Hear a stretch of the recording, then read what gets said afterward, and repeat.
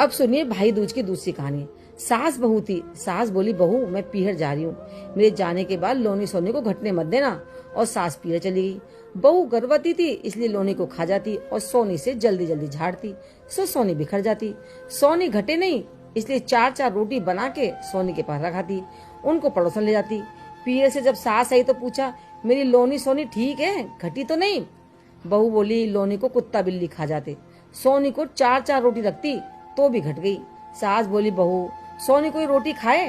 पर कुत्ता बिल्ली ने सोची कि इसने हमारा झूठा नाम लगाया है, खाया खुद ने और नाम हमारा लगाया, इसका बदला तो लेना पड़ेगा। रात को बहू के कमरे में कुत्ता बिल्ली ने राजा के जूते शिगार लाकर रख दिए। सुबह जब ननद जगाने आई और भाभी के कमरे में राजा के जूते देखे तो आकर माँ से कहा, माँ भाभी के पास तो रात को राजा महाराजा आते हैं, क्योंकि भाभी के कमरे में राजा के जूता शिगार रखे हैं।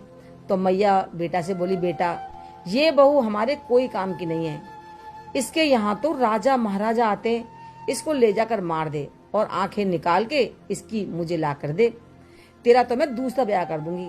बेटा माँ से डरता था, पत्नी को जंगल में ले गया, अब हाथ भर खो दे और बिलान भर रह जाए। भगवान शिव जी पार्वती जा रहे थे, बहुत देर से देख रहे थे। पार्वती मैया भगवान शिव से बोली, ये मूर्ख क्या कर रहा है? भगवान शिव बोले, ये संसार है, यहाँ तो कुछ ना कुछ होता ही रहता है। लेकिन मैया पार्वती नहीं मानी और पहुंच गई वहां पर। मैया पूछने लगी, अरे ये मूर्ख तू क्या कर रहा है? मैया का लाडला बेटा बोला कि मैया इसके पास तो राजा महाराजा आते हैं। तो मैया बोली, बेटा इसे जंगल में ले जाकर मार दे और इसकी आंखें निकाल कर मुझे दे दे। तो भगवान ने कही, अरे मूर्ख ये तू क्या कर रहा है? इसके पेट में बच्चा है, इसने कुत्ता बिल्ली की आत्मा सताई है, इसलिए इसे श्राप लगा है, इसे कहीं बिठा दे और अपनी माँ को मृग की आंखें ले जाकर दे देना। तब उसने अपनी पत्नी को बिटौरा में बिठा दिया और माँ को मृग की आंखें ले जाकर दे दी।